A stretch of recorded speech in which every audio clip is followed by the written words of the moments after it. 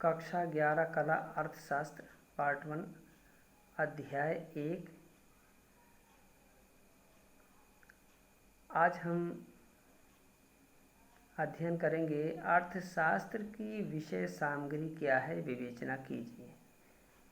प्यारे बच्चों, देखिए, अर्थशास्त्र खुद एक विषय है, लेकिन अर्थशास्त्र में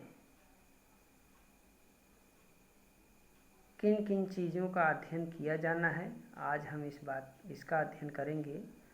यानी अर्थशास्त्र की विषय सामग्री क्या है, अर्थशास्त्र के जो विषय वस्तु क्या है, इसका स्कोप क्या है, क्या क्या चीज़ें हैं जिसका खास तौर से अर्थशास्त्र के अंतर्गत अध्ययन किया जाता है।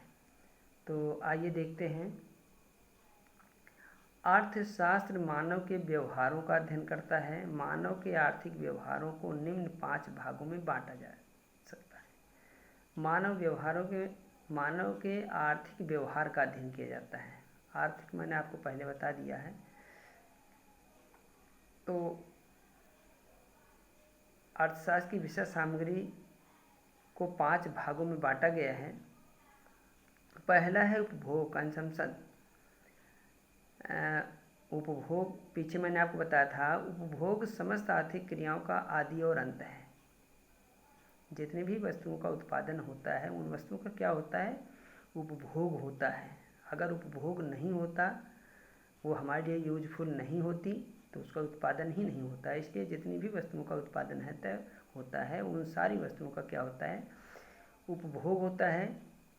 इसके अंतर्गत मानवीय आवश्यकताओं, उनकी विशेषताओं, उनका वर्गीकरण, तुष्टि गुण व उससे संबंधित नियमों, सिद्धांतों, मांग का नियम, मांग की लोच आदि का अध्ययन किया जाता है। जो उपभोग है, उपभोग के अंतर्गत किन किन बातों का अध्ययन किया जाता है, तो इसमें आप देखेंगे मानवीय आवश्यकताओं की विशेषताएं, वर्गीकरण, तुष्टि गुण और संबंधित नियमों, सिद्धांतों, मांग का नियम, मांग की लोच आदि का अध्ययन किया जाता है। तो ये मुख्य हमारा जो पार्ट हो गया, इसमें विषय सामग्री में उपभोग हो गया। दूसरा हमारा है उत्पादन, प्रोडक्शन। प्रोडक्शन में क्या चीज़ है, प्रोडक्शन मैंने आपको बताया है उत्पादन। वस्तुओं में आर्थिक उपयोगिता का सृजन करना ही उत्पादन है। जो चीज़ें हमारी ज़रूरत की चीज़ें हैं, उनसे हमें क्या होती है, उपयोगिता मिलती है, और उपयोगिता का सृजन ही उत्पादन है। तो आर्थिक उपयोगिता का सृजन ही उत्पादन है। इसके अंतर्गत उत्पादन का अर्थ उत्पादन के विभिन्न नियम, उत्पादन प्रणालियाँ, उत्पादन के उपादानों, उत्पादन के साधन और उससे संबंधित जो समस्याएं हैं, उनका अध्ययन किया जाता है। फिर नेक्स्ट हमारा है विनिमय, एक्सचेंज। विनिमय मतलब होता है अदला बदली, लेन देन या क्रय विक्रय होता है, इसे विनिमय कहते हैं। यानी किसी भी वस्तु का उत्पादन होता है, उसका जो है उपभोग भी होता है, उस वस्तु का विनिमय होता है। विनिमय के कारण ही हमें हमारी ज़रूरत की चीज़ें हमको आसानी से मिल पाती है। किसी भी देश में हर वस्तु का उत्पादन नहीं होता जितनी हमारी ज़रूरतें होती हैं। इसलिए जो चीज़ें हमारे देश में ज़्यादा पैदा होती हैं, अपनी ज़रूरत से ज़्यादा जो चीज़ें उत्पन्न होती हैं, उसको हम विदेशों में भेजते हैं। उससे हमें जो है विदेशी मुद्रा प्राप्त होती है। और जो चीज़ें हमारे देश में कम होती है, वो बाहर से मंगा लेते हैं। तो इस तरह से क्या होता है, पूरे विश्व में जो है वस्तुओं का लेन देन होता है। एक देश में हर क्षेत्र में वस्तुओं का आदान प्रदान भेजा जाता है, लाया जाता है। तो ये होता है विनिमय। विनिमय का मतलब लेन देन। तो विनिमय क्या है, उत्पादित वस्तुओं का विनिमय किया जाता है, जिसके अंतर्गत प्रत्येक मनुष्य अपनी आवश्यकता की वस्तुएं प्राप्त कर ले। अगर विनिमय नहीं होता तो हर मनुष्य को अपनी जरूरत की सारी चीज़ें आसानी से नहीं मिल पाती। इसमें बाजार की विभिन्न दशाओं में मूल्य निर्धारण, उत्पादन लागत, मुद्रा, बैंकिंग के विभिन्न प्रणालियों और समस्याओं का अध्ययन किया जाता है। तो ये देखिए, जो हमारा विनिमय है, विनिमय में किन चीज़ों का अध्ययन किया जाता है, मूल्य निर्धारण, उत्पादन लागत, मुद्रा, बैंकिंग की विभिन्न प्रणालियों, समस्याओं का अध्ययन किया जाता है। फिर नेक्स्ट हमारा है वितरण, डिस्ट्रीब्यूशन, जिसमें मैंने पिछले वीडियो में बताया था। वितरण का मतलब हो गया उत्पादन के जो साधन हैं, उन साधनों में उन साधनों के संयुक्त रूप से जो उत्पादन होता है, उत्पादन का जो प्रॉफिट होता है, वो उत्पादन के जो 5 साधनों में जो है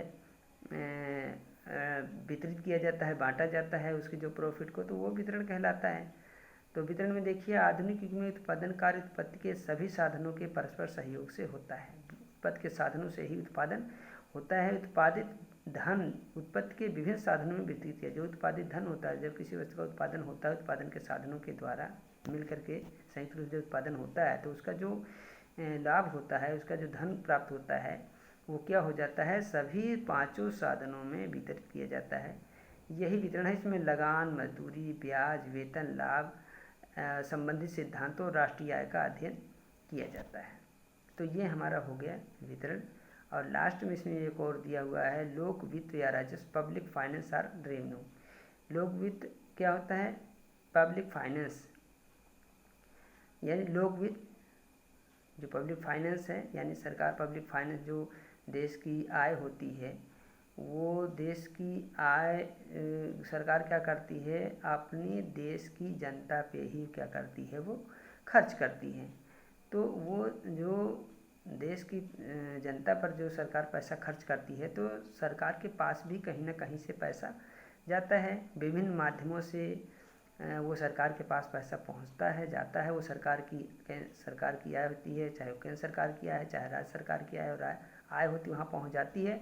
और उसी आय को क्या करती है सरकार, जनता में खर्च करती है, विभिन्न कार्यों में वो जो है उसको इन्वेस्ट करती है, लगाती है। तो लोक वित्त या राजस्व, इसके अंतर्गत कर निर्धारण के सिद्धांत, कर निर्धारण जो टैक्स होता है, सरकार क्या करती, कर का निर्धारण करती है।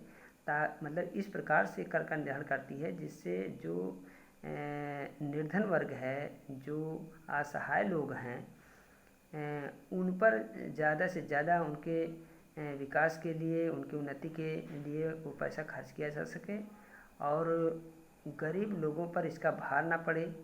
कर का निर्धारण मतलब कर इस तरह से लगाया जाता है ताकि सरकार को उससे ज़्यादा से ज़्यादा आय मिले और उसमें निर्धन लोगों पर इसका कोई बोझ ज़्यादा ना पड़े।